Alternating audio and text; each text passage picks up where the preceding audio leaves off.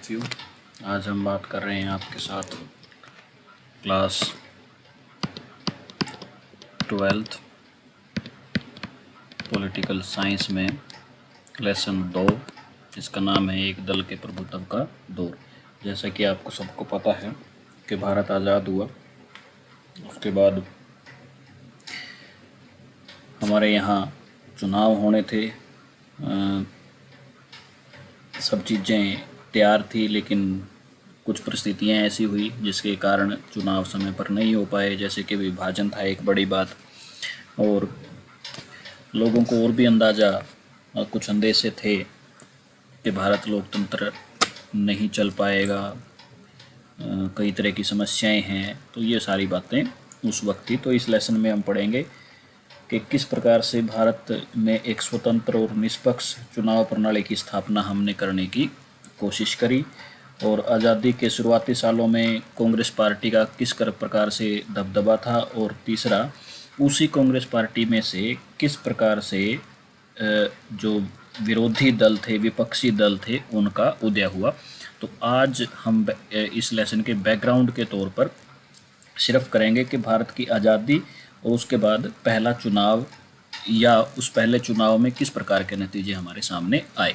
तो इसमें हम देखते हैं कि जैसे ही भारत आज़ाद हुआ तो उस वक्त हमारे सामने कुछ मुख्य चुनौतियों के रूप में 2-3 बातें हमारे सामने थी, जो हमने पहले भी इससे पहले लेसन में कर चुकी। पहला हमारे सामने चुनौती थी राष्ट्र निर्माण करना। देश के अंदर जो देशी रियासतें थी उन सबको एक साथ मिला के लाना, उसके बाद जो राज्य थे उनकी अंदर की महत्वाकांक्षाओं को देखते हुए उनको भी स्वायत्ता देना या उनको अपनी शक्तियां देना। दूसरा तो था इसमें लोकतंत्र की स्थापना। लोकतंत्र की स्थापना का मतलब ये है कि लोगों का इस व्यवस्था में विश्वास दिलाना कि लोकतंत्र एक अच्छी शासन व्यवस्था है। और तीसरा इसमें आ जाता है लोकतंत्र में विश्वास बहाली।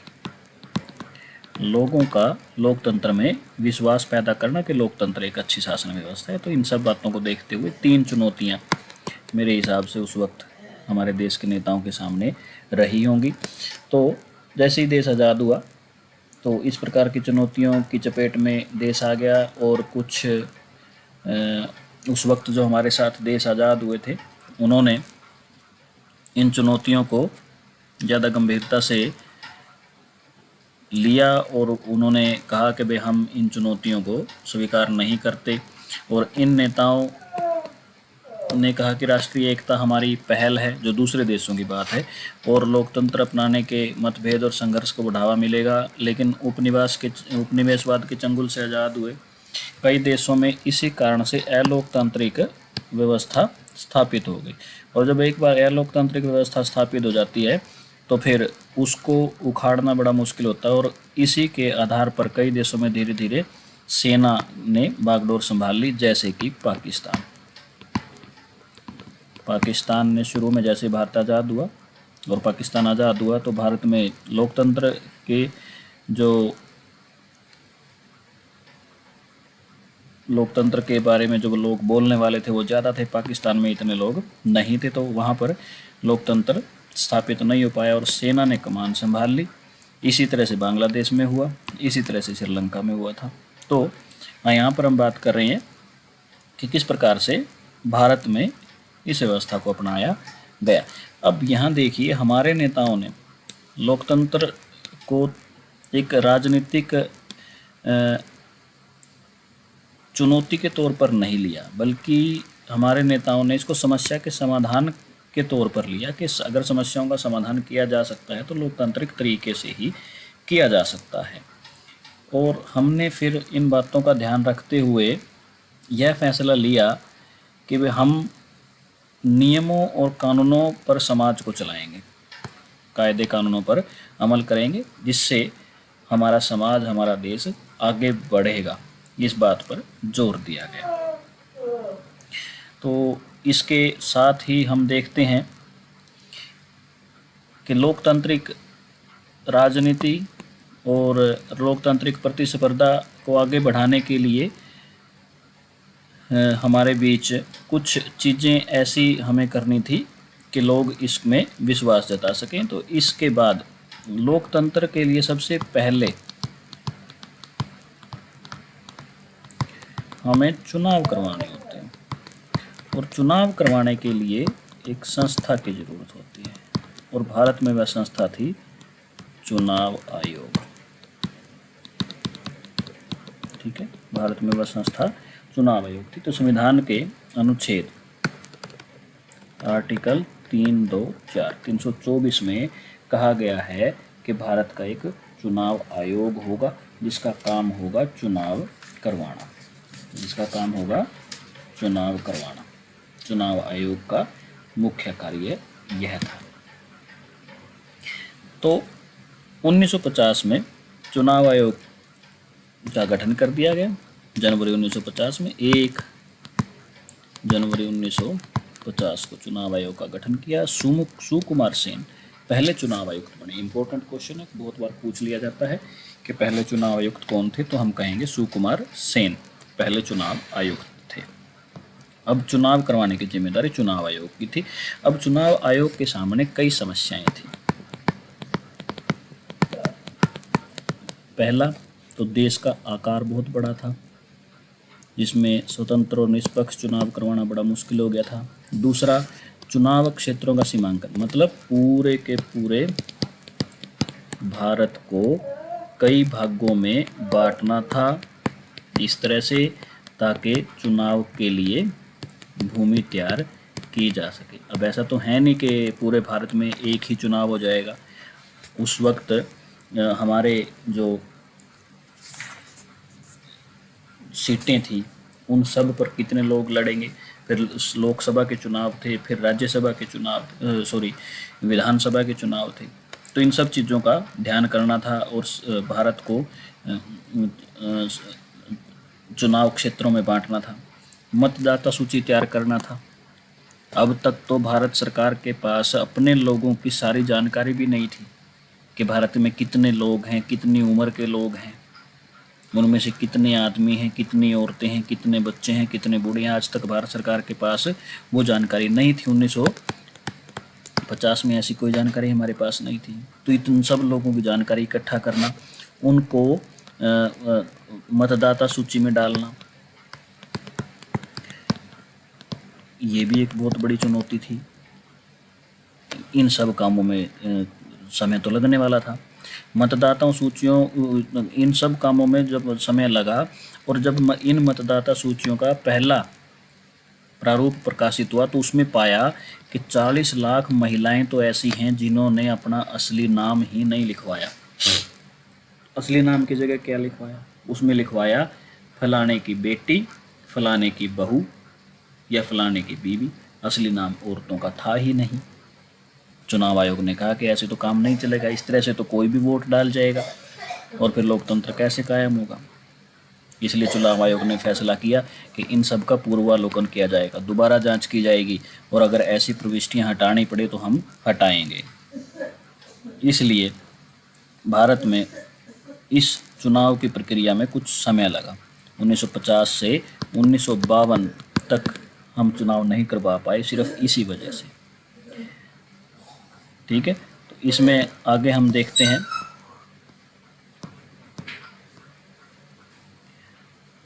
और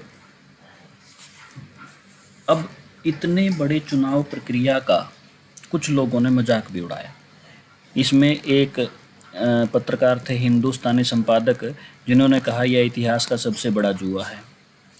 और ऑर्गेनाइजर एक पत्रिका थी जिसके लेखकों ने नेहरू जी को लिखा कि नेहरू जी ये बहुत बड़ी गलती कर रहे हैं और अपने जीवन में देख लेंगे और पछताएंगे कि सार्वभौमिक वयस्क मताधिकार एक असफलता है। अब सार्वभौमिक वयस्क मताधिकार क्या है? सार्वभौमिक वयस्क मताधिकार क्या है? सार्वभौमिक वयस्क मताधिकार का मतलब होता है सारी भूमि पर, सार्व का मतलब सारी, भूमि का मतलब भूमि पर, सारी भूमि पर सबको मत देने का अधिकार दे देना को हम सार्वभौमिक मताधिकार कहते हैं। इसमें एक शर्त इसमें ये रखी जाती है, एक हमने इसमें एक आयु की शर्त रखी कि इस पर्टिकुलर आयु के लोग ही वोट डाल पाएंगे। अब ये भी बात जायज़ है कि आप किसी भी 5, 7, 10 साल के बच्चे को नहीं कह सकते कि ये वोट डालने का अधिकारी होगा। तो ये उन्होंने कहा कि जब आज तक दुनिया में किसी ने भी इस तरह से सबको वोट डालने का अधिकार नहीं दिया था, इंग्लैंड में भी यह अधिकार नहीं था, फ्रांस में भी था, यूरोप के देशों में भी यह अधिकार नहीं था, इसलिए ये कहा गया कि जो सार्वभौमिक वयस्क मताधिकार है वो व्यवस्था ठीक नहीं है। तो इस बीच हमने 1952 में आम चुनाव करवाए, भारत का इसको हम पहला आम चुनाव कहते हैं 1952 का। तो और इसमें जो नतीजे निकल कर सामने आए वो इतने स्पष्ट थे कि जो लोग इसकी आलोचना कर रहे थे उनको भी इन चुनावी नतीजों की प्रशंसा करनी पड़ी, और सार्वभौमिक वयस्क मताधिकार का भी उन्होंने पक्ष लिया कि भारत इस काम को करने में कामयाब हुआ है। यह दुनिया का सबसे पहला चुनाव था लोकतांत्रिक तरीके से जहां पर इतने लोगों ने एक साथ अपने मत का प्रयोग किया है। देखिए 1952 का चुनाव दुनिया में लोकतांत्रिक इतिहास में मील का पत्थर साबित हुआ, और इसमें सबसे ज़्यादा लोगों ने हिस्सा लिया, बिना किसी भेदभाव के इसमें सभी को वोट देने का अधिकार दिया गया था। तो अब हम बात करते हैं जो हमारे पहले 3 चुनाव थे। पहले 3 चुनाव जो हमारे थे उनमें कांग्रेस का प्रभुत्व। देखिए हमारा पहला चुनाव 1952 से 1957, दूसरा 1957 से 1962 और तीसरा 1962 से 1987। इन तीन चुनावों में कांग्रेस पार्टी को बहुमत मिला। इसके कई कारण थे, इसको कांग्रेस पार्टी को बहुमत मिलने के इसमें कई कारण थे। पहला सबसे बड़ा कारण इसमें यह था कि कांग्रेस पार्टी उस वक्त भारत की एकमात्र पार्टी थी जिसने स्वतंत्रता आंदोलन में बढ़ चढ़कर हिस्सा लिया हुआ था। और उसके बाद दूसरा कारण ये था, देखिए यहाँ पर अगर मैं आपको नोट करवाऊं, पहला कारण कांग्रेस का इतिहास। कांग्रेस का इतिहास ऐसा है कि उसने स्वतंत्रता संग्राम में हिस्सा लिया था। दूसरा कारण, कांग्रेस जो है सभी वर्गों का प्रतिनिधित्व करती थी। कांग्रेस सभी वर्गों का, समाज के सभी वर्गों का प्रतिनिधित्व करती थी, इसलिए भी इन 3 चुनावों में कांग्रेस ने ही लगातार जीत हासिल करी। तीसरा, लोकप्रिय राजनेता कांग्रेस के पास थे, जैसे पंडित जवाहरलाल नेहरू थे, बहुत अच्छे राजनेता उस वक्त के माने जाते हैं पंडित जवाहरलाल नेहरू। तीसरा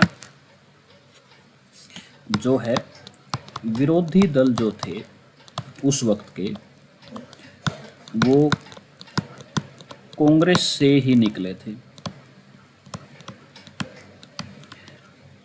अब इसका मतलब क्या हुआ कि जो विरोधी दल थे जो ये कह रहे थे कि कांग्रेस को नहीं हमें वोट दो, उनके पास कोई ज़्यादा सा विकल्प नहीं था यह बताने के लिए कि हम कांग्रेस से किस प्रकार अलग हैं। उनकी और नीतियों में और कांग्रेस की नीतियों में कोई ज़्यादा फर्क नहीं था, तो इसलिए लोगों ने कांग्रेस को वोट डालना प्रेफर किया, ना कि विरोधी दलों को या दूसरे लोगों को। तीसरा इसमें आ जाता है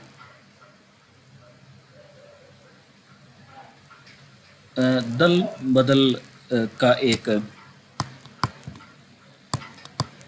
दल बदल। तो जो विरोधी दल में चले गए थे कुछ नेता, वो बेसिकली तो कांग्रेस के ही नेता थे। अब इस कांग्रेस को छोड़ जाने के कारण उनके व्यक्तिगत और राजनीतिक जीवन पर बहुत असर पड़ा और लोगों ने उनको नहीं मंजूर किया कि उन्होंने कांग्रेस छोड़ दी। लोगों की आस्था तब भी कांग्रेस में थी, ना कि उन व्यक्तिगत राजनेताओं में। इसलिए भी एक बहुत बड़ा कारण यहाँ पर यह बनता है कि कांग्रेस पार्टी को बहुत ज़्यादा सीटें इन तीनों चुनावों में जीतने को मिली थी। देखिए ये एक मैप है जिसमें ये बताया गया कि पहले आम चुनाव में लोकसभा में 489 सीटें थी, जिनमें से देखिए कांग्रेस को जो है वो 364 सीटें मिली और उसके बाद दूसरी पार्टियों को इस तरह से सीटें मिली। दूसरे आम चुनाव में 1957 में 494 टोटल सीटें थी, जिनमें से 311 कांग्रेस को मिली और तीसरे आम चुनाव 1962 में 494 सीटों में से 361 सीटें कांग्रेस को मिली। तो इस प्रकार से आप कह सकते हैं कि ये पूरा इंडिया का मैप इसमें ये है बताता है कि लगभग पूरे भारत में एक आध जगह को छोड़ के, जैसे केरल है, केरल में कांग्रेस की सरकार नहीं बन पाई थी, तो इन जगहों को छोड़ के इन पहले 3 आम चुनाव में आप हर जगह कांग्रेस का प्रभुत्व देखते हैं। किन कारणों से? ये कारण जो मैंने आपको यहाँ बताए। पहला, कांग्रेस का इतिहास इस बात के लिए जिम्मेदार है। दूसरा, सभी वर्गों का प्रतिनिधित्व करते हैं, विरोधी दल कांग्रेस से निकले हुए थे और एक दल बदल, तो इस कारण से कांग्रेस जीत के इतने परचम लहरा रही थी। इस बीच सिर्फ कांग्रेस पार्टी को कहीं चुनौती मिली तो वो केरल में मिली थी। केरल में भारतीय कम्युनिस्ट पार्टी की अगुवाई में 1952 में तो वो भी नहीं बनी थी, लेकिन 1957 में पहली सरकार बनी थी कांग्रेस की, गैर कांग्रेसी सरकार। और इसमें एक बात और यहाँ सोचने वाली है, ये गैर कांग्रेसी सरकार पूरे विश्व में पहली बार कोई कम्युनिस्ट पार्टी लोकतांत्रिक तरीके से सत्ता में आई थी, पहली बार। ठीक है, तो इस प्रकार से हम देखते हैं कि हमारे यहाँ पहले 3 आम चुनावों में किस प्रकार से कांग्रेस का प्रतिनिधित्व रहा। अब इसमें एक बात यहाँ पर समझने वाली है कि भारत में किसको जीत मिलती है। मान लो ये चुनाव क्षेत्र है, इसमें 4 सदस्य खड़े हैं। इन 4 सदस्यों में से कौन आदमी जीतेगा? इनमें से वही आदमी जीतेगा जिसने सर्वाधिक वोट पा लिए हों। ठीक है, सर्वाधिक का मतलब इन चारों में से सबसे ज़्यादा वोट किसने पा लियो। मान लो यहाँ 100 वोट डलने हैं। फर्स्ट कैंडिडेट को 25 मिले, सेकंड को 30 मिले, थर्ड को 20 मिले और फोर्थ को यहाँ 32 कर लो। फोर्थ को आप मान लो कह दिया हमने 18 मिले। ठीक है, तो इस प्रकार यहाँ कौन जीतेगा? 32 वाला जीतेगा, क्योंकि उसने सबसे ज़्यादा वोट प्राप्त करे हैं। तो भारत में ये सिस्टम अपनाया जाता है जीतने वाला। तो ये हमने लास्ट ईयर भी पढ़ा था। तो इस कारण कांग्रेस को ज़्यादा सीटें प्राप्त हुई। यहाँ पर 2 तरीके बताए गए हैं। एक तो प्रतिशत सीटें